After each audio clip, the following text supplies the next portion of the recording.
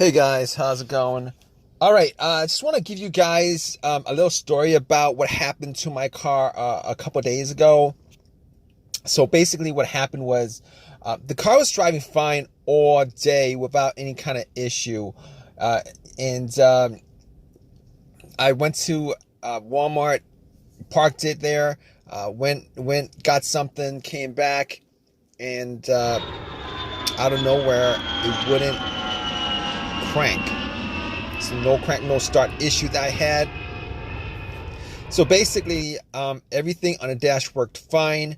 Everything in the car worked fine. There was absolutely no issues at all. The remote worked fine. Was able to get into the car.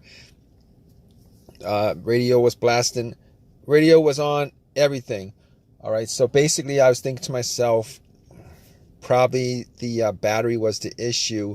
So what I did was I turned on the headlights, went out and checked out the beam, just to give me a gauge on how bright the headlights were. I could probably determine whether the battery was good or not. And the headlights were really bright. So right off the bat, I was thinking if they were that bright, I should at least get like a really slow crank if the battery was kind of low.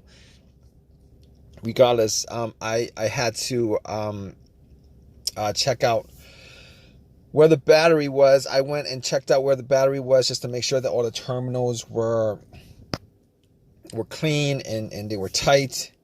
And I noticed that the terminals were a little bit corroded. There was some white bluish stuff on there. So what I did was I took out a bottle of Coke, poured it on the terminals, and was trying to clean it with some paper towels, and was able to clean it pretty good. Now the terminals weren't super tight. I was able to wiggle it out, but they were snug in there, so I knew that it probably wasn't the terminal being loose that was causing the issue. And then after I cleaned it up, popped it back on, and tried to start the car, it did the same thing. It wouldn't crank, it wouldn't start. But everything else seemed to be working all right. So at that point, I was thinking to myself, all right, maybe it could be a weak ground wire. If you guys don't know what where the ground wire is, the main ground wire is pretty much the negative terminal, and most of the time it connects to the frame of your car.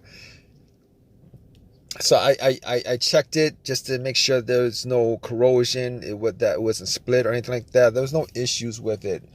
So what I did after that was, I had a battery pack that I bought a couple of months ago, because I had the same situation where I swapped out the battery.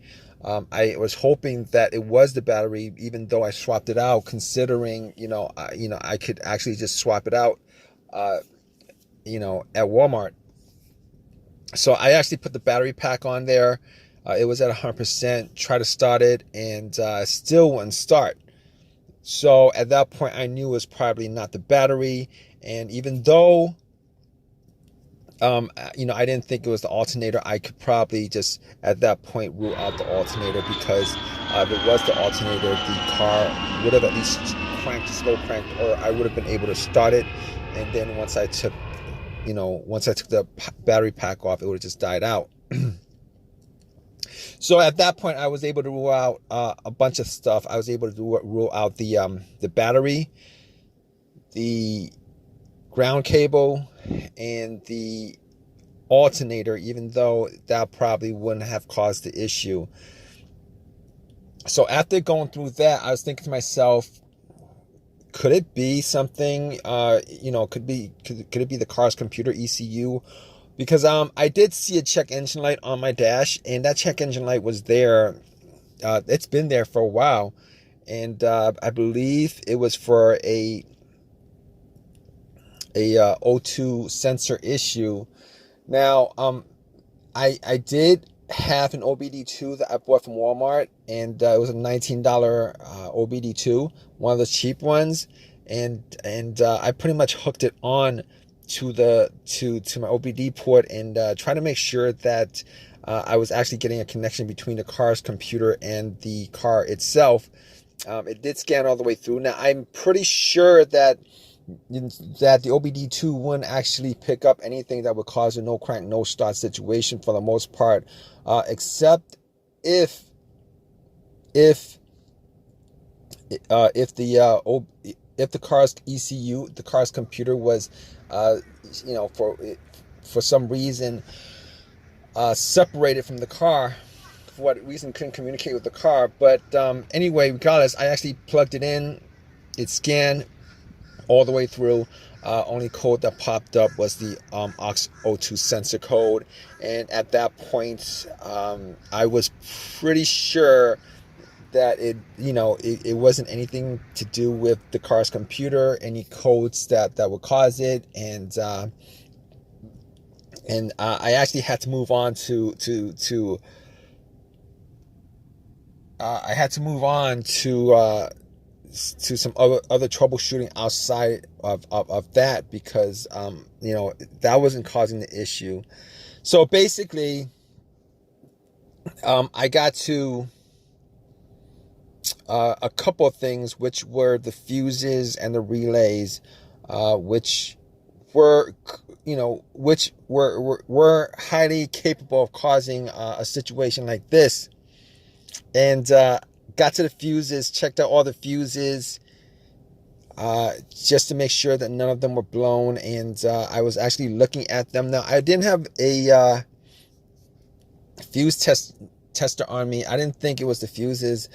Now, the two situations that I've had where fuse would cause a situation like that, one of those situations was a Honda that I had where the main fuse blew, and I was getting no power throughout the whole entire car. The main fuse was the fuse that connected the battery to the fuse box itself. And that was a previous situation that I have, and I'm pretty sure that wasn't the same situation that I had, so I could rule that out, because I was getting power to everything except it wouldn't start. Now, the other situation I had pertaining to a fuse that caused a no start situation was actually a crank no start situation, and I think one of the fuses actually blew.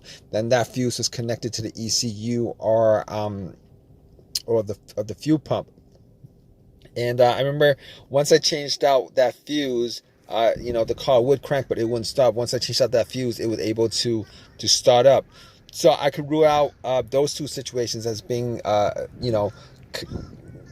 related to a fuse issue that would cause this situation that I had. So, so basically, I could rule those things, the fuses out, and the fuses were pretty clean. I didn't smell any kind of burnt smell, and didn't see any kind of brownish, anything brownish, and a brownish appearance on top. So at that point, I was able to kind of rule out the fuses, not at 100%, but I was able to rule out the fuses for the most part. So basically, at that point, I had a situation where I was maybe, it could have been the relays or the starter. That's what the two situations that came up. But I didn't think it was the starter, because I did switch out the starter about, I would say I switched out the starter about 1.5 years ago, and that was, it seemed like it was a starter issue, but I didn't really want it to be a starter issue, considering I only put maybe like 20,000 miles on my car, and I think they should last a lot longer than that. But anyway, before I even went there, I looked at the relays, just to see whether they had issues or not. Now, I couldn't make out whether the relays had issues, but I did get to the starter relay. I pulled it out. It looked like it was a bit dirty or whatever, but I had some rubbing alcohol, put it on some paper towel, and wiped the connectors, put it back in, try to start it. It really didn't do anything. Didn't change up the situation. So I was thinking it was a weird situation, because it would click every time I would I would try to start the car. It would click, but it wouldn't crank. It wouldn't crank at all. Normally when it clicks, it normally means that the relay is working, because that's what the relays do when there's electricity going through, that it clicks to connect the connection, to whatever it's relaying the electricity to. But regardless of that, I actually had another relay that I was able to swap out with that, and I actually was looking for another relay with the same, with a similar relay in the box, and I was actually able to find one. And what I did was I took that relay out, and I swapped it with that with the other relay, and I went back and tried to start it, and guess what? Bam! It started up. It worked without a problem. And at that point, I knew that it was the relay that was the problem. All right. So it was a pretty easy fix. I drove to AutoZone, which was within that whole shopping center. Swapped out the relay, and that was like 3 days ago. Haven't had a situation since. I've been driving the car, turning it on, off, for 3 days. Haven't had that situation at all. So just want to give you guys, just gonna give you guys that story of a quick fix that I had of my car. If you guys are in the same situation, you guys watching this video, hopefully you guys have as easy of a fix as I had on my car. You guys have a comment, leave your comment in the comment section. Please give me a thumbs up. Please subscribe. Like I said, if you guys are in the same situation, just go through the steps that I went through as far as trying to figure out, the situation with my car. And, you guys should be good as far as troubleshooting and diagnosing your particular problem. Take care, guys.